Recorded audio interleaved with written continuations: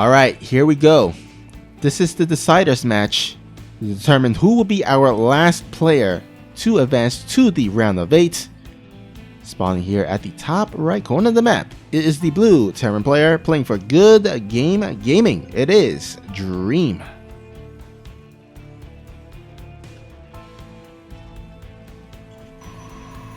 Spawning at the bottom left side of the map, it is the red Protoss.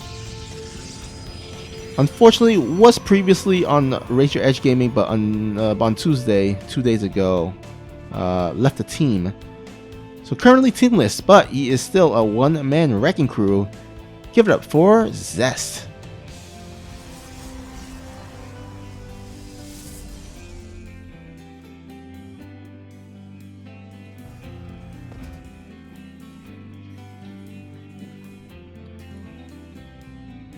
Alright, once again, ZEST going for that wall off on that cliff. I really like this because it makes dealing with the Reaper so much easier. Also, if there is the potential of a proxy Rax, that could also help out and defend the incoming Reaper. So it just makes it so much easier to defend and not lose your probes or anything like that. It kind of leads the Terran play into one path where the Reaper can come in, which is the front, and so you can kind of just park your stalkers and your adepts right at the front and prevent it from coming in. Zesto, we do have a little bit of a odd pylon there, second pylon there. Now you usually see the second pylon drop down below here, kind of starts off the wall off against any potential Hellion run by.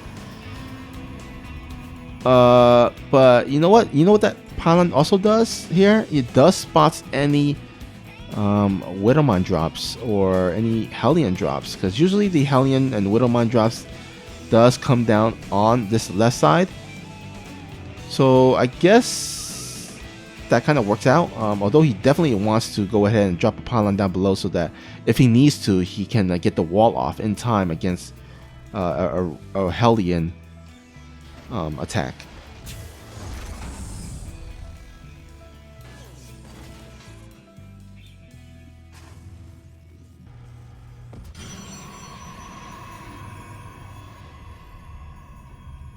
Alright, blink opening here by ZEST. And oh, actually not going for that third gateway there, actually going for the robo. Now that kind of signals to me that, oh, actually now he does that on his third. Oh, actually a 4 gateway blink opening. Now we have seen this coming out of ZEST and I think Stats as well in their PVT matchup. So yeah, this has actually done. I wouldn't say it has.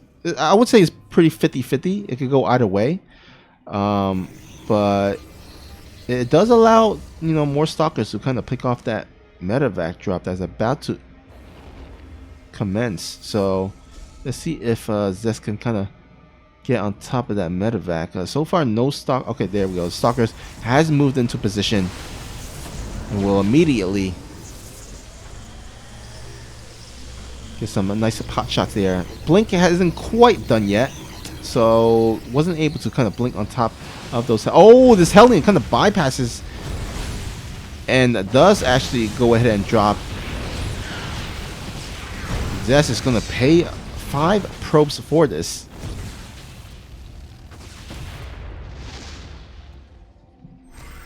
Was a little bit unfortunate there. He did have the stalkers, but interestingly enough, actually was kind of retreating his stalkers down to the natural below. You usually want to have at least 3 stalkers or so parked into the main base after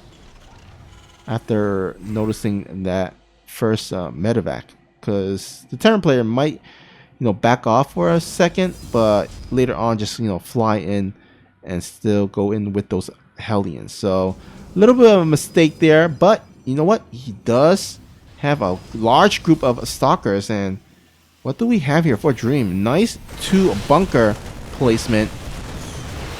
That is going to slow down a little bit, but there are no tanks here to shoot at these stalkers, so this is going to force a Dream to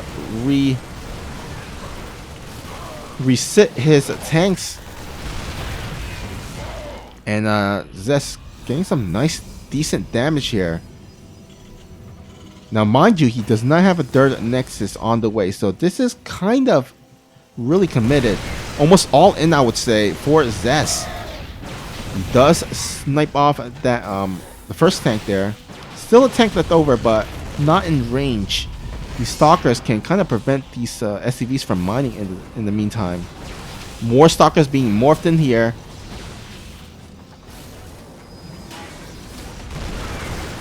Alright, he is going to go ahead and jump straight on top of these tanks. No tanks left over. These Marines have absolutely no stim or combat shield.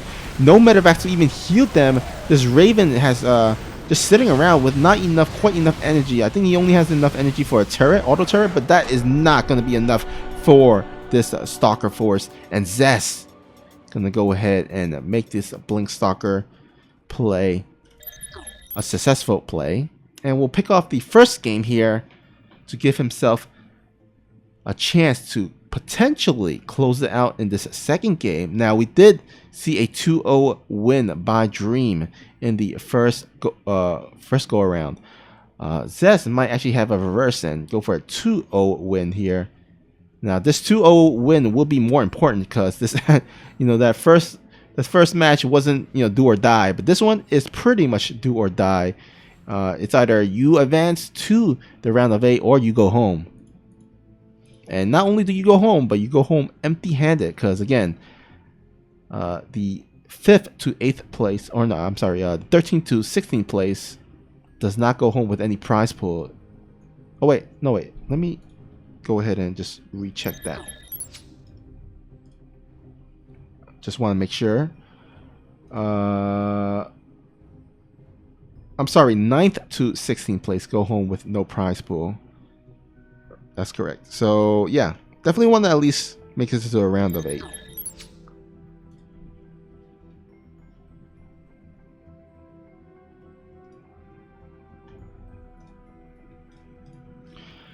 All right, Pillars of Gold will be our second map. Let's see if this is going to be the last game of today, or will we have a third and decisive game. I'm not gonna lie, I'm kind of secretly wishing for a third decisive game because that first game seems to have ended so quickly. But anyhow, here we go.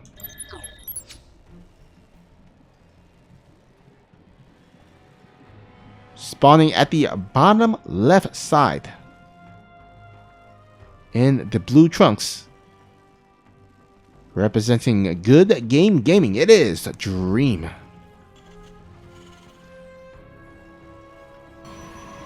And spawning here at the top right corner of the map,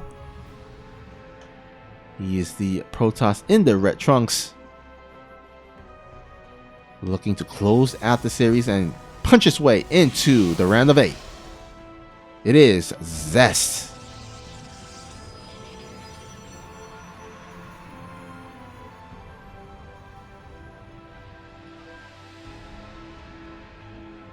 So I gave a little bit of a shout out earlier to Cynical Death, but I also want to give a little bit of a shout out to Inu.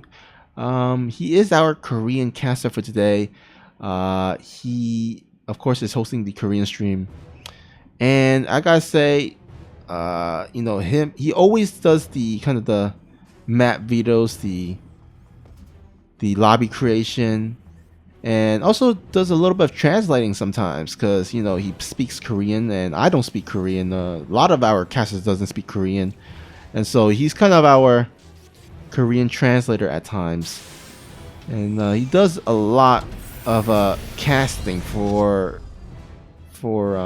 Into the Clan. So yeah, just want to give a little bit of shout out to Inu, who's always great.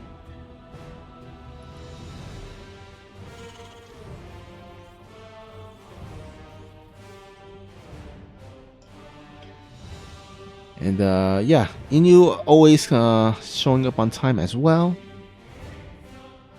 Always great to have someone with great attendance record or punctuations, because you know there are times where some of our casters may arrive late on time, or mix up the time of the event, or things happens. But it's understandable. But Inu, he has been consistent in terms of being present on time. Oh, that's cute. So there's a little bit of an opening here. I thought it was initially I thought it was actually a full wall off, but yeah, that pylon is a little bit off to the side there, but does wall it off completely with that Twilight Council. Now that Twilight Council did get scouted by the Reaper, so Dream should know what's up. Should anticipate that it's going to be the same Blink Stalker opening. Now whether it's going to be a 4-gate or a 3-gate, that is yet to be decided. But however, it seems on paper that it might potentially be the same opener. Oh no! Scratch that! We have ourselves a Dark Shrine.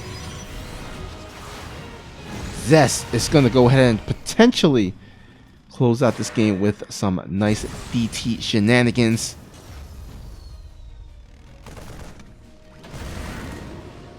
So far, no engineering bait coming out of Dream, so it's going to be up to him to save up on those command center energy for those scans. And we'll see if he throws down a tech lab after this medevac. I would assume he would do so, because in the last game he did go for Raven. But this War Prison is about to pop out. This Dark Shrine is about to finish as well, so we might have ourselves a little bit of a chaotic minute or so, as both players are about to harass one another. On the Terran side, a 3 Hellion medevac drop. ZEST, though, I think he has a deadlier harassment. Those DTs here, no detection for Dream. Oh no. And also the War Prism is a lot quicker on the other side here. Oh man, we might just see a automatic GG. Oh man. Let's see if these Hellions can do some damage. But there is a shoot battery here that's going to soak up some of these damages. These DTs, those. Oh my god, just ravaging the SCV lines here. Swipe away. Some nice War Prism. Michael will get these DTs on top of this tank as well. Hellions not doing quite as much damage, and they're actually quite low in health as well. Oh, actually, you know what? They get a probes, not too shabby, but again, there's still these 3 TTs to contend with. Now the Texan is out with this Raven, but there's no units here to actually clean up the rest of these DTs. Oh man, that is hilarious. Well, I guess not hilarious for all the Terran viewers out there, but yeah, this is quite the large amount of damage here. Getting twice the amount of worker kills, and also, furthermore, sending these SCVs off the mineral line, so kind of delaying the mineral mining as well.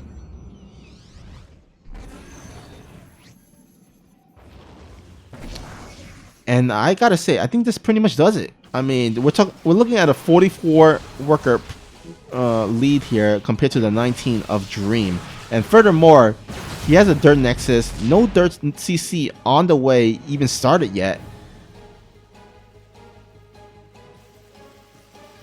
I mean, this is I mean, even if you wanted to kind of move out across the map with a last push hurrah, there's no, I mean, if ZEST can just blink on top of the Raven, there's not going to be a lot of scans left over for Dream to contend with the DTs.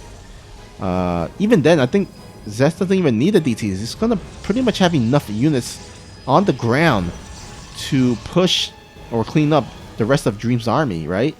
I mean, do we even have stim? No stim, no combat shield. Not a lot of medevacs either, because again, that tech lab was switched off. So yeah, things are looking quite dire here for our blue Terran. He's probably going to need like 2 or 3 miracles to at least have some sort of chance, I would say. I mean, there's no kind of comeback potential. There's no like 3 banshees out there, you know, gonna harass the mineral line of a ZEST. There's no like battle cruisers that can kind of keep the Protoss army at home. And look at that, ZEST gonna go ahead and blink up on top. At the same time there, he's harassing the natural with these adepts, getting further additional worker kills. And ZEST does it. He will revenge his first match against the Dream with a 2-0 win here in the decisive match, and he will advance to the round of 8.